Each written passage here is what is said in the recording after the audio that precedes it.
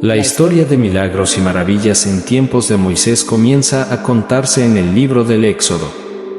Hola amigos, esperamos que esta historia sea de bendición para ustedes. Continúe hasta el final para que podamos orar juntos. Mucho se cuestiona por qué no se encontró el cuerpo de Moisés. Estas y otras preguntas sobre la vida de Moisés las veremos a lo largo de este vídeo. Según la narración bíblica, en Éxodo capítulo 12 versículo 40 se informa el tiempo que habitó el pueblo en Egipto. El tiempo que habitaron los hijos de Israel en Egipto fue 430 años. Fueron unos 600.000 hombres adultos, además de mujeres, niños y ancianos, los que huyeron de Egipto con Moisés. Es sorprendente todo lo que le pasó al pueblo en Egipto y en el desierto siendo guiados por Moisés. Una serie de milagros, incluyendo algunos de los más conocidos de la Biblia. Moisés, con Dios intercediendo a favor de su pueblo, fue el gran líder de los israelitas. Fue parte de milagros que ningún otro profeta vivió. Abraham, Isaac y Jacob juntos no pasaron por tanta experiencia milagrosa como Moisés. Algunos milagros parecen mágicos, como la vara de Moisés que se transforma en serpiente. Sin embargo, la mayoría son manipulaciones naturales manifiestas cuando Dios demuestra su poder sobre su creación para el beneficio de su pueblo. Moisés, un hombre que escapó de la muerte, tuvo un comienzo rodeado de peligros. Al nacer, el faraón ordenó que todos los niños varones fueran arrojados al río Nilo. Esta historia es ampliamente conocida. El río Nilo estaba habitado por cocodrilos y los egipcios creían que eliminarlos disminuiría el número de israelitas.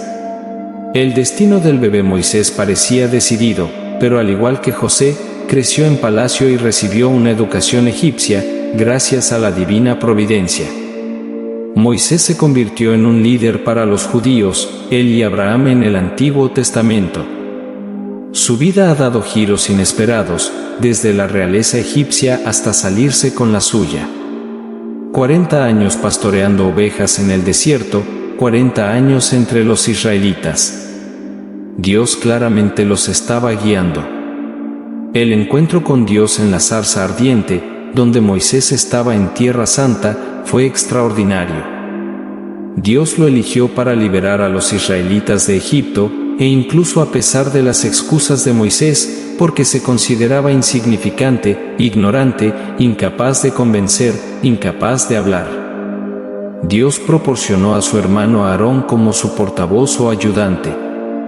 Los detalles sobre la muerte de Moisés son escasos. La Biblia hace referencias místicas a su vida y partida. A los 120 años falleció, aún vigoroso. Moisés murió solo en el monte Nebo, contemplando la tierra prometida, que no pisaría. Información sobre su muerte y edad se encuentra en el libro de Deuteronomio, capítulo 34 versículo 7. Moisés tenía 120 años cuando murió, sus ojos nunca se han oscurecido ni ha perdido su vigor. Su desobediencia con el incidente de Meribe Kedesh, donde los israelitas se quedaron sin agua en el desierto de Sin, le impidió entrar a la tierra prometida. Condujo a los israelitas a Canaán, pero no cruzó a la tierra prometida. Dios le dio un vistazo de esta tierra cerca del final de su vida. Desde la cima del monte Nebo, Moisés contempló la tierra de la que huyó de Egipto, como se relata en el libro de Números capítulo 20 versículos 1 al 13. Tras la muerte de su hermana Miriam, el pueblo sin agua protestó.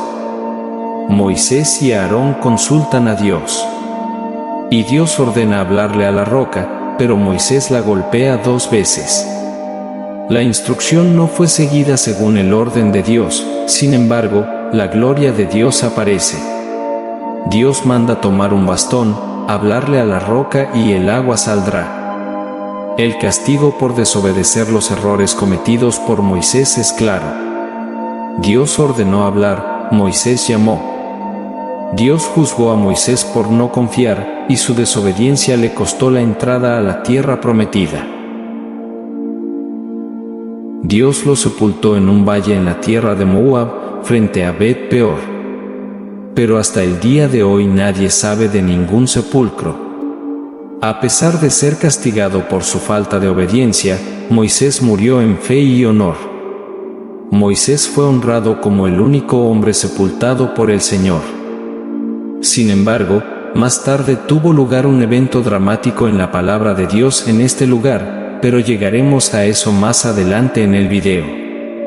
Después del periodo de 30 días. A la mayoría de nosotros no nos gusta despedirnos de aquellos que nos importan. La separación es difícil. Ya sea en una escuela o en un cementerio, creemos que es propio que lloremos como hijos de Dios, pero no hay necesidad de desesperarnos porque sabemos que aquí tenemos dolor y los difuntos no sienten dolor allá. Puede que estemos luchando aquí, pero los difuntos no. Sabemos que los difuntos están en paz en la presencia de Dios ahora mismo.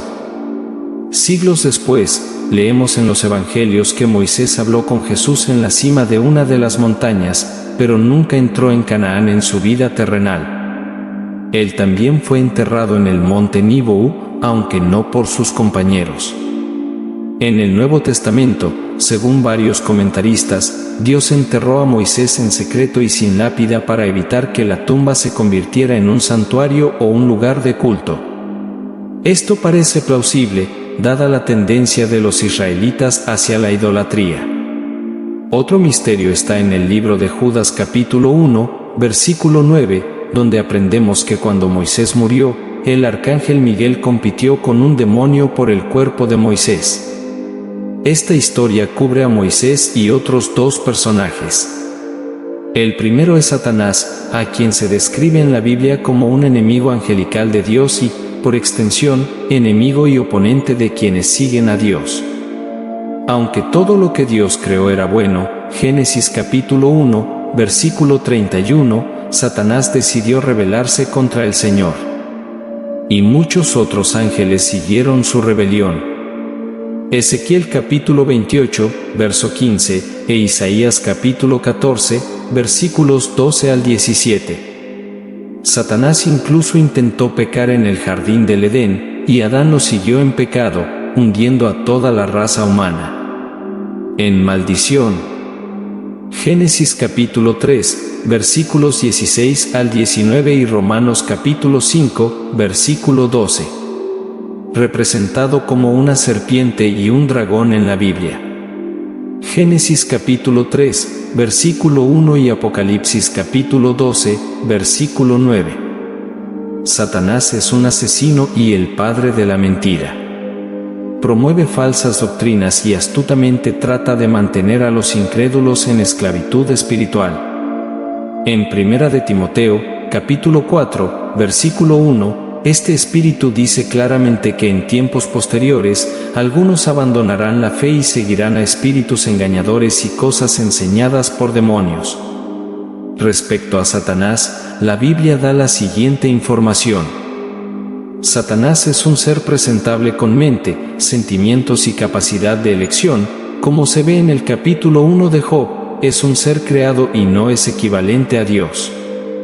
Ezequiel capítulo 28, versículo 15. Satanás no gobierna el infierno. El infierno fue creado como una sentencia para Satanás y sus demonios. Mateo capítulo 25, versículo 41. Incluso Satanás no vive en el infierno, ya que la Biblia describe cómo podemos entrar al cielo y vagar por la tierra. Job, capítulo 1, versículos 6 y 7. El diablo solo puede hacer lo que Dios le permite. Job, capítulo 1, versículo 12. Joel capítulo 1, versículo 12.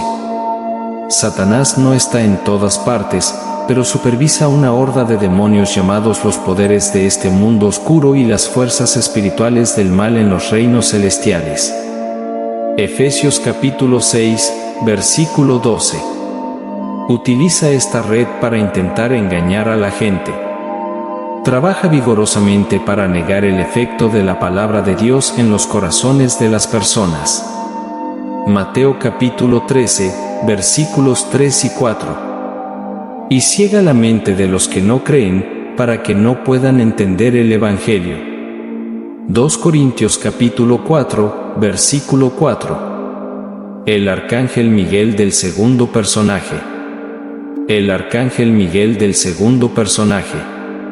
Miguel, junto con Gabriel, es probablemente el ser angelical más conocido de la Biblia. Sabemos que Miguel es un arcángel, pero ¿qué implica eso exactamente? ¿Qué logró? ¿Cuáles son tus deberes? ¿Y cómo encaja él en el ejército celestial de Dios? Miguel es el nombre del arcángel. Este nombre plantea la pregunta, ¿quién es comparable a Dios? Muchos padres judíos y no judíos han llamado a sus hijos Michael o Miguel, pero no tienen idea de lo que significa el nombre. Tampoco entendemos por qué el diablo y Miguel se enfrentaron por el cuerpo de Moisés.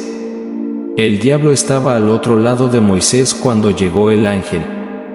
El diablo reclamó la propiedad de este hombre porque asesinó a un egipcio. Pero el arcángel Miguel dijo al diablo, «El Señor te reprenda», y el ángel sepultó a Moisés. Fue un final asombroso para una vida increíble. Antes de cruzar el Jordán, el pueblo estuvo de luto por él durante un mes. A pesar de los misterios que rodean la muerte y el entierro de Moisés, conocemos algunos hechos. Una es que la palabra de Dios es verdadera y sus profecías siempre se cumplen. Otra es que el pecado trae disciplina de Dios y nadie es inmune. Además, Dios no siempre explica los misterios de su palabra, pero aquí está la verdad. Preciosa a los ojos del Señor es la muerte de sus fieles servidores. Está escrito en el libro del Salmo capítulo 116, versículo 15. También hay otra lección en Judas. Asimismo, con la fuerza de sus sueños, estas personas malvadas contaminan sus propios cuerpos, rechazan la autoridad y abusan de los seres celestiales. Pero incluso el arcángel Miguel, cuando disputaba con el diablo por el cuerpo de Moisés, no se atrevió a condenarlo por calumnia, sino que dijo, «El Señor te reprenda». Sin embargo, estas personas calumnian todo lo que no entienden. Y las mismas cosas que no comprenden por instinto, como lo hacen los animales irracionales, los destruirán. ¡Ay de ellos! Siguieron el camino de Caín. Corrieron en busca de ganancias del error de Balaam. Fueron destruidos en la rebelión de Coré. Las Escrituras nos enseñan a obedecer a las autoridades legítimas puestas sobre nosotros, pero los falsos maestros niegan la autoridad. No respondían ante nadie más que ante ellos mismos. Además, el grupo calumnió a los gloriosos. Judas describe esto con la narración de una disputa sobre el cuerpo de Moisés entre el arcángel y el diablo. El arcángel Miguel se negó a pronunciar una condena calumniosa contra Satanás, pero dijo, «El Señor te reprenda». Los falsos maestros, por otra parte, no entendían cómo funciona la guerra espiritual.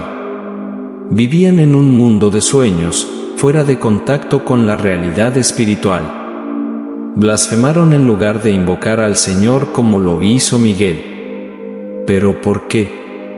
No entendieron que no se debe tomar a Satanás a la ligera. Más bien, eran como animales sin sentido que solo operan por instinto. Judas los compara con Caín, que hizo una ofrenda de lo que le sobraba, que Balaam solo ministraba por dinero y que Coré rechazó la autoridad de la palabra de Dios. Por rebelarse contra la autoridad espiritual, todos fueron juzgados. Oremos, Padre, te damos gracias por una guía más. Sabemos que las Escrituras son como lecciones, relatan los errores y aciertos de tu pueblo y que son experiencias y espejos para nuestras vidas. Enséñanos a amar tu palabra y a vivir para tu gloria. Amén.